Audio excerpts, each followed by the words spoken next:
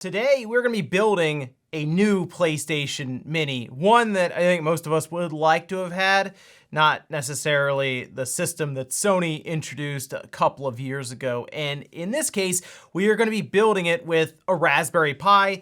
It's something that people come up with in the comments all the time. If you show off anything when it comes to retro gaming, they tell you to just get a Raspberry Pi, so I thought, hey, let's go ahead and do that. And actually, this would make a pretty good first project for a lot of people if they've been checking out kind of the Raspberry Pi scene. I think this brings it together really nicely in a package that's well presented and has some added functionality. That starts with the casing here. This is the Pi Station case. It's from Retro Flag. They have several different cases for the Raspberry Pi, and I've talked about a few of them here actually in the past. Like, there's one that makes it look like a Game Boy, there's one for the Super Famicom, so there are some added benefits and options you can get to sort of dress up your Raspberry Pi. It does also have, and this is one of the reasons I was really excited for it, I thought it'd be a lot of fun to build, the Pi Station LCD, similar to that PlayStation 1 LCD that we had with the little small PS1 system. You'd close it down and then fold it open, and it had speakers and all this. Yeah, this is kind of a nostalgia trip here, but it's still kind of fun, and I was curious how it would turn out. If we flip over on the back here, the lid is functional. So apparently this is a little tray you can store some micro SD cards in. So maybe you have one that's stored in here that would be your setup for playing all your different games. And then on the other side, you have just more of a desktop setup for work even, and you can do that on your Pi Station. Although I am curious how this looks in person, a 4.3 inch 800 by 480 pixel LCD. Now, the resolution obviously pretty low, but the screen itself is also pretty small. And a lot of times you don't need a large resolution or anything like 1080p or 1440p, something like that, when the screen is pretty small. So we have our casing picked out. You will also need a Raspberry Pi 4. This one specifically is for the newest Raspberry Pi board. It still works well. I think people are kind of calling for the next iteration of the Raspberry Pi, and there have been rumors around a Raspberry Pi 5 at some point. It's just been kind of difficult with everything we were going through with the supply chain shortage, prices going up all across the board. Not the greatest when it comes to development of a board that mostly leans on the functionality it provides at a cheap cost. And of course, you'll need some sort of micro SD card that has your image written to it for the OS. I'm gonna use RetroPie for this one, this being a SanDisk 32GB card. There are a lot of tutorials online for how to write and set up an SD card for use with the Raspberry Pi 4, so I'll find a written tutorial and link it down below. I'll also have links for the Pi Station case here, as well as a Raspberry Pi 4, but open that up there. We have some styrofoam for it, and everything just comes combined here with our screen already on top. We can see on the top says Retro Flag, opening up, Pi Station. So it is close to PlayStation. Obviously, they have to be careful with some of that when it comes to licensing and copyright. But I think they're skirting the line here pretty well. Power, open, reset, all of this functional, by the way. There's no disc that would go in here. As mentioned, this is a tray for your SD cards, which if I drop one in, yeah, I guess it'll sit in there. If I close this up, it shakes around, but yeah, it stays in that tray well enough. We do have some physical buttons here for controls when it comes to brightness and our volume. Remember, we do have two speakers here. We'll see how those sound in use. And then we have a button that looks almost like a sources button. So I guess you can change between signals for this screen. On the front, we do have two USB Type A ports, obviously marked for player 1 and 2. Little memory card slot. It doesn't work or anything, just for decoration. On the side, we have one slot here that I believe would be for our USB ports, and then we have one for Ethernet port. The back has our power in, which is USB-C, HDMI out, so you can still use it with HDMI if you're near a TV or something. You just kind of close this up, I guess. It'll pass right through there. Then on the bottom, we do have our micro SD card access to the board. The screen comes off typical way that we had with the original PS1 screen, where it has two large flathead screws. You could technically use a penny or something if you have to just unscrew it, and then it'll pop off of here. And you can just buy this case by itself. So if you don't think you'll be using this screen, you can save some money, grab this. And on the back here, we have the 2 micro HDMI ports, audio, and power. And if you want a size comparison, all right, so this is the Retro Flag Pi Station case.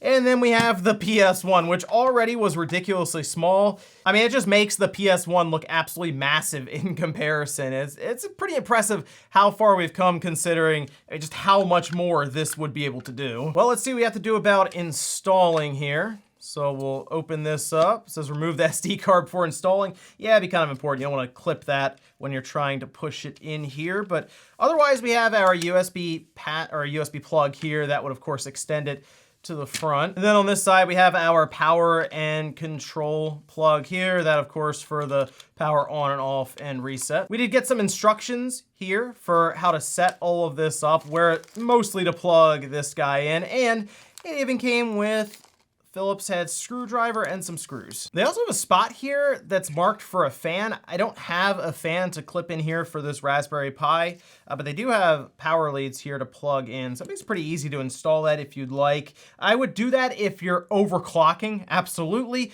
Otherwise though, I do have a standard heatsink kit for this Raspberry Pi 4 since I'm going to be using it in this video for mostly just playing PS1 games. These heat sinks are pretty easy to find on Amazon. I'll link to some down below. They just have some adhesive pads on the bottom here, and you just stick them to the more important chips, we'll say, on the Raspberry Pi board. So there we go, heat sinks are down. You mostly just have to cover the main chip here. I had some extra heat sinks. Why not? Sure, I'll drop them on there. I would like to see a kit from Retro Flag where they work to maybe incorporate the case when it comes to the cooling, as we've seen that even from some of the mini consoles with Sony and Nintendo, where they'll have like a large piece of aluminum that runs throughout the system and the main chip will just make contact with it. Power connector plugged in here on the end. It has a piece of plastic that sort of goes over the lip, just almost like keyed in to make sure you get it just right. Just went ahead and folded over the cable here so it fits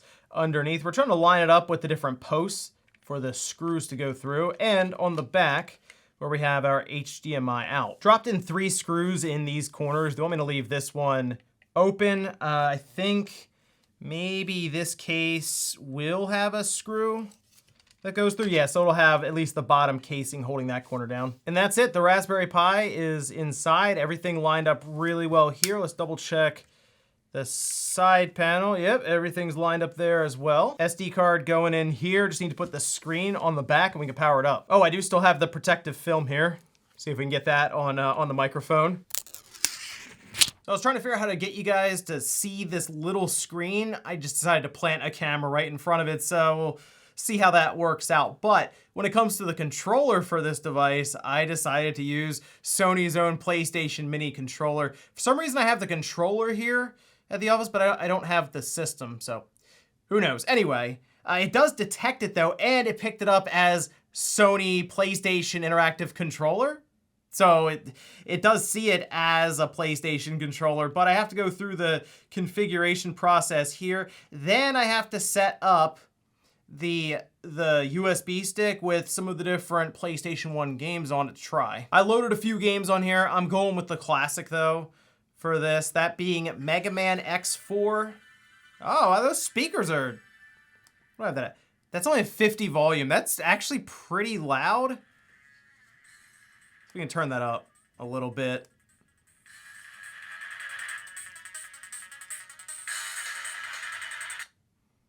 That's pretty loud. I have to give it some, wow. I turned that down a little bit. That's louder than I was expecting, I'll admit. All right. So if you're unaware, the Raspberry Pi 4 is actually really good at emulating PS1, Dreamcast, obviously Nintendo, Super Nintendo, Genesis, Game Boy, Game Boy Advance.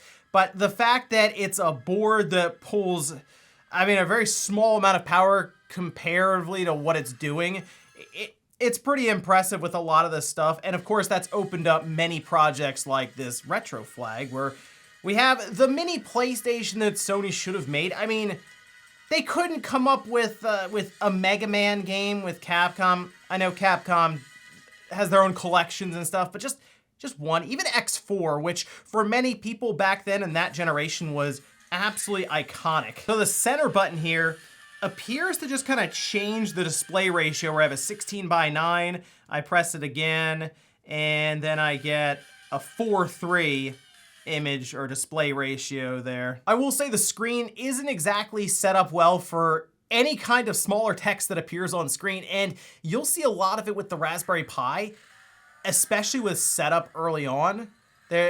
There's a lot you have to read and go through, very small text. Most of it will take care of itself during setup, but other times, for example, setting up your Wi-Fi network, you may want to plug it into a monitor or a TV just to make sure you can get the password and all of this just right. Got Soul Reaver going on here. All the talk about maybe something new for Legacy of Kain from Crystal Dynamics does have me wanting to go back and check it out again. I know the game hasn't aged very well when it comes to the control setup, since if you remember back then, we had to use the D-pad for a lot of 3D space games, and it wasn't set up with that in mind, at least for a good overall experience. I'll probably play around with this a bit more later on to get the screen to fully populate the LCD. But as it stands now, and technically, I guess the worst case scenario where it's this small on the screen, the games look pretty good. They're definitely legible. And the only thing I have an issue with is some of the text from time to time. And I'm still kind of standing a little far away from it, I guess.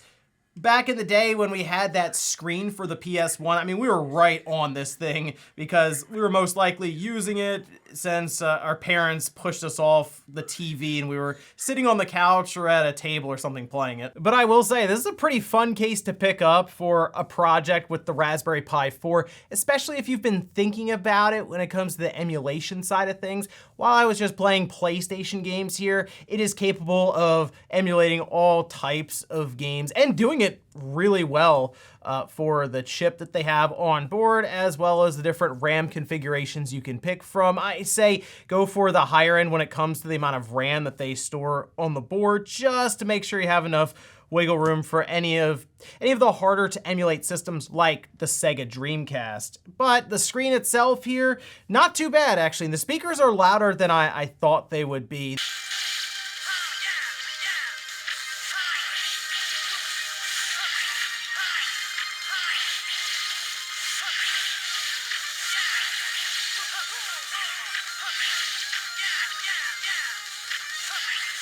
And I know there have been a lot of mods that have worked to essentially fix the PlayStation Mini, but if you're gonna put money into something like that, you may as well just grab a Raspberry Pi 4 and open up the world of possibilities. And to be honest, better hardware. The overall build quality for the casing is good, and they secure the Raspberry Pi inside really well with the screws, so it's not rattling around. I do look at the screen attachment as a play on nostalgia, obviously towards that PS1 LCD, as there are already portable offerings from Retroflag, ones that look closer to a Game Boy that would probably work as a better on-the-go solution as opposed to attaching a screen to the Pi Station. But hey, if you want to relive that PS1 LCD experience just with a better setup overall for the Raspberry Pi, you can go for it. They have it as an all-in-one pack on their website. Let me know what you guys think about the Pi Station case down below. I think it's again a fun project, and yeah, certainly a much better PlayStation Mini than Sony provided. Thanks guys for watching, and I'll see you next time.